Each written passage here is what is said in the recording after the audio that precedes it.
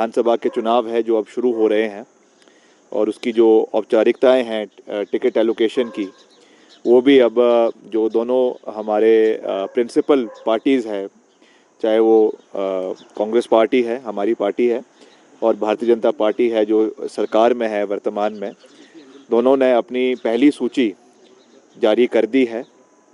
और हमें विश्वास है, पूर्ण विश्वास है कि हम प्रदेश के अंदर एक मजबूत सरकार आने वाले समय में बना रहे हैं।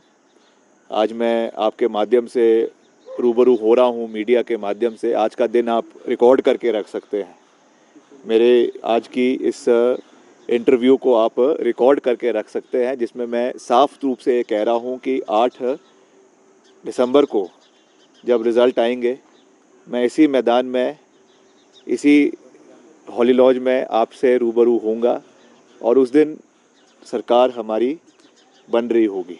ये मैं आपको आज बड़े मजबूती के साथ कह सकता हूँ, और इसलिए नहीं कह रहा हूँ कि मैं कांग्रेस में हूँ और इसलिए मैं ये बात कह रहा हूँ। हमको भी 5 साल जो है वो लगातार लोगों के बीच में जाते हुए हो गए हैं। लगातार हम, चाहे हमारे बागवान हैं, किसान हैं, कर्मचारी है, युवा है, एक रेगुलर इंटरेक्शन हमने उनके साथ पिछले 5 साल तक रखा है। जो उनके इश्यूज़ है उनको हम लगातार सुन भी रहे हैं, और कितने वो सरकार के माध्यम से पूरे हुए हैं, नहीं हुए हैं, उसकी भी पूरी रूपरेखा हमारे पास उपलब्ध है। तो इसलिए मैं बड़े कॉन्फिडेंस के साथ ये बात कह सकता हूँ कि हमारी सरकार प्रदेश के अंदर बननी जा रही है। मगर ये, क्योंकि ये औपचारिकताएं हैं, टिकट एलोकेशन होना एक बहुत इम्पोर्टेंट कड़ी है। उसमें जो भी हमारे प्रत्याशी अभी करीबन 42 सीट्स में कांग्रेस पार्टी ने दिए हैं, 46 सीट्स में कांग्रेस पार्टी ने दिए हैं, उनको हम अपनी ओर से बहुत बहुत शुभकामनाएं देते हैं। और जो आगामी अभी जो बचे भी हैं, जो शेष बचे हैं, वो भी हमें उम्मीद है कि आज शाम तक या कल सुबह तक जो है उनकी भी सूची आ जाएगी। आज भाजपा की भी करीबन 62 सीट्स की सूची आ चुकी है। तो जो मुकाबला है वो दिलचस्प होगा, और हम जो है मजबूती के साथ मैदान पे लड़ेंगे, मुद्दों के ऊपर लड़ेंगे, सकारात्मक सोच के साथ लड़ेंगे और हिमाचलियत को ज़िंदा रखेंगे, हिमाचल के मुद्दों को उठाएंगे, चाहे हमारे बागवान के हैं, किसानों के हैं, कर्मचारियों के हैं, सब मुद्दों को हम लोगों के बीच में रखेंगे, उठाएंगे, और उन्हें आने वाले समय में जब हमारी सरकार बनेगी, वैसे भी जो हमारी 10 गारंटीज़ है, बड़ी 10 गारंटीज़ है, जो हमने, हर बड़े नेता ने ये बात करी है, मैंने भी व्यक्तिगत रूप से कहा है कि चाहे वो ओपीएस की बहाली है, चाहे वो 1500 रुपये पेंशन हमारी महिलाओं के लिए प्रदेश के अंदर है, और हमारा युवाओं के लिए 5 लाख नौकरियां प्रदेश के अंदर पैदा करने की बात है, 680 करोड़ रुपए का पैकेज युवाओं के लिए रखा गया है। इन सब चीज़ों को हम वचनबद्ध तरीके से पूरा किया जाएगा, जिसके लिए बजटरी प्रोविज़न भी करवाया जाएगा।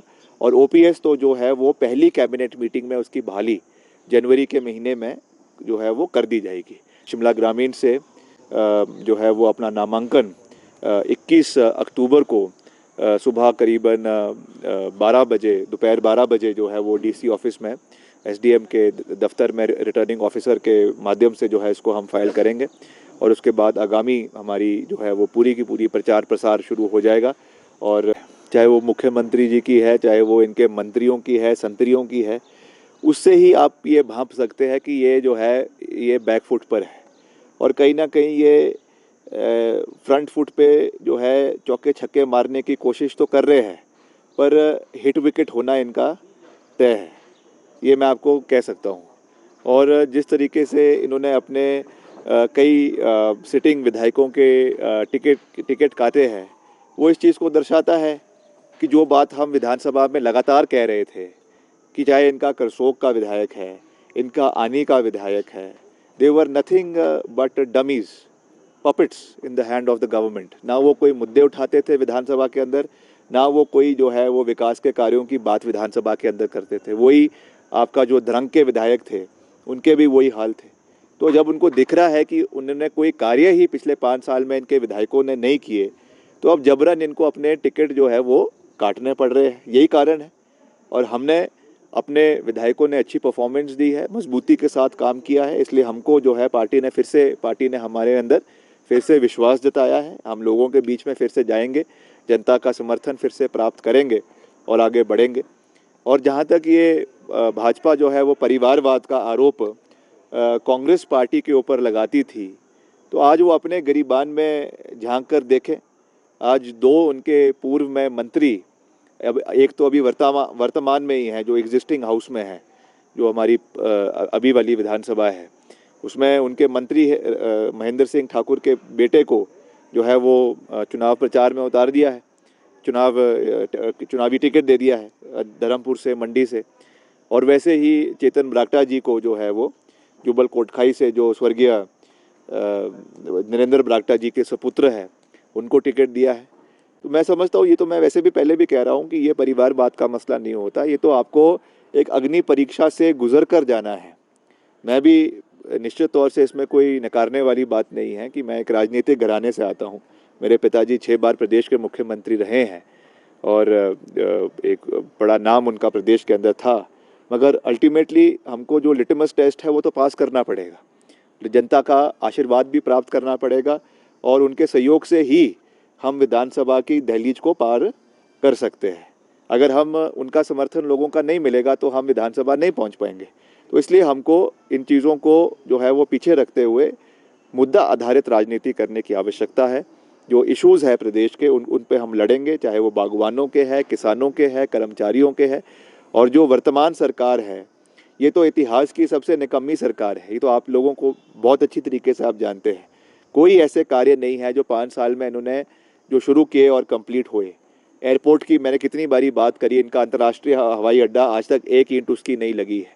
आपका रेलवे एक्सपेंशन आज तक उसका कोई कार्य नहीं हुआ है। शिमला जिला की अगर हम बात करें, आपका चमियाना का जो सुपर स्पेशलिटी हॉस्पिटल अभी जो बनकर तैयार हुआ, आनन फानन में उन्होंने इसका उद्घाटन तो कर दिया। हालांकि हमारे समय में सारी बजटरी प्रोविजन इसका कांग्रेस सरकार में हुआ था, मगर उसके बावजूद अभी तक उसमें रेजिडेंशियल फैसिलिटीज़ हमारे डॉक्टर्स के लिए नहीं है, वहाँ पे जो हमारा नर्सिंग स्टाफ है उनके लिए नहीं है। रोड्स की अभी तक वहाँ पे सड़क की जो है गाड़ियों का प्रोविज़न हॉस्पिटल तक नहीं है। ऐसी हालत में जो ये केवल उद्घाटन पे उद्घाटन कर रहे हैं, इससे ये सरकार का बेड़ा पार नहीं होने वाला है। और वैसे भी अब कोड ऑफ कंडक्ट लग चुका है, अब पता चलेगा कि कौन कितने पानी के अंदर है। क्योंकि पहले तो सरकारी खर्चे के ऊपर रैलियां हो रही थी, जो पहले की इनकी भीड़ जुट रही थी वो लाभार्थियों की भीड़ थी। वो भीड़ जबरन बीडीओ, एसडीओ, आपके एसडीएम, तहसीलदार जबरदस्ती जो है लोगों को, लाभार्थियों को बसों में भर भर कर रैलियों के अंदर लेके आ रहे थे। और इनका जो वो चला हुआ था ये आज़ादी का महोत्सव, जो वैसे तो आज़ादी के वहाँ पे तो कोई बात हो नहीं रही थी, वो तो केवल भाजपा का गुणगान ही हो रहा था, भाजपा की सरकारी रैलियाँ थी। अब सरकारी रैलियाँ ख़त्म हो चुकी है, अब पता चलेगा कि कौन कितने पानी में है। अब आए फील्ड में मुख्यमंत्री और उनके सैनिक, और तब उनको पता चलेगा कि कौन जीतेगा और कौन हारेगा। मैं दावे के साथ ये कह सकता हूँ कि इनकी 4-5 मंत्रियों की विकेट उड़ने वाली है और इस बारी जनता जो है वो इस सरकार को हरिद्वार भेजने का पूरा इंतज़ाम कर चुकी है।